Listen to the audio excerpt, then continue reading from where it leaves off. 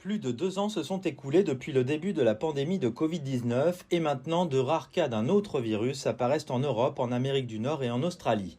Personne n'est encore mort de la variole du singe, mais y a-t-il une possibilité que l'épidémie actuelle fasse boule de neige et prenne de l'ampleur?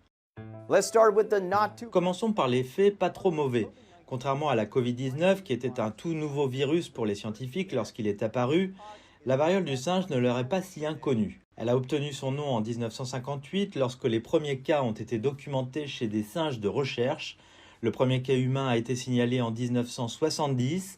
Plus tard, on s'est rendu compte que dans la plupart des cas, les singes en étaient aussi les victimes et que les rongeurs pourraient être les principaux porteurs. La variole du singe a un cousin plus célèbre, la variole, un virus historiquement mortel considéré comme éradiqué depuis 1980. La variole du singe est moins contagieuse que la variole et provoque des maladies moins graves. La variole a un CFR qui est le taux de létalité autour de 30%, ce qui est assez élevé. En comparaison, la variole du singe a déjà un CFR de 1 à 10% chez l'homme.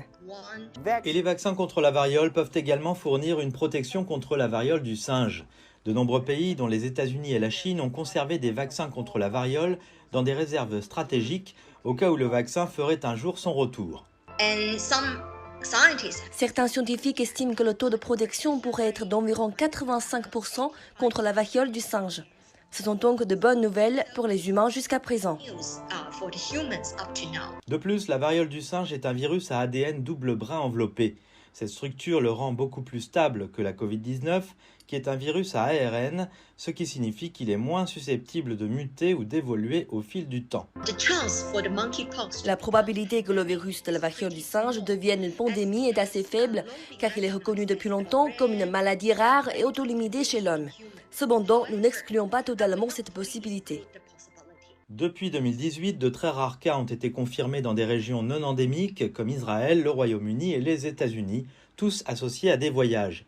Mais cette fois, des cas sans lien connu avec des voyages dans des régions endémiques font leur apparition dans plusieurs pays. Nous ne sommes pas très sûrs de la diversité du virus et de sa voie d'évolution. Nous n'avons aucune idée de la raison pour laquelle ce virus a soudainement acquis la capacité de se propager en dehors de l'Afrique et s'est maintenant disséminé dans plus de 20 pays ces 3 ou 4 dernières semaines. Une autre préoccupation est que même avec la disponibilité des vaccins contre la variole, la majorité de la population mondiale née après 1980 n'est pas vaccinée contre elle. Nous pourrions encore être confrontés à beaucoup d'incertitudes si la variole du singe commençait à évoluer plus rapidement dans un avenir proche. Contrairement à la variole, qui n'infecte que les humains, la variole du singe est d'une zoonose. Les transmissions interespèces rendront beaucoup plus difficile le contrôle et la prévention totale de la maladie. Nous avons été confrontés à divers virus au cours des 2 dernières décennies, du SRAS au MERS en passant par la Covid-19 et la variole du singe.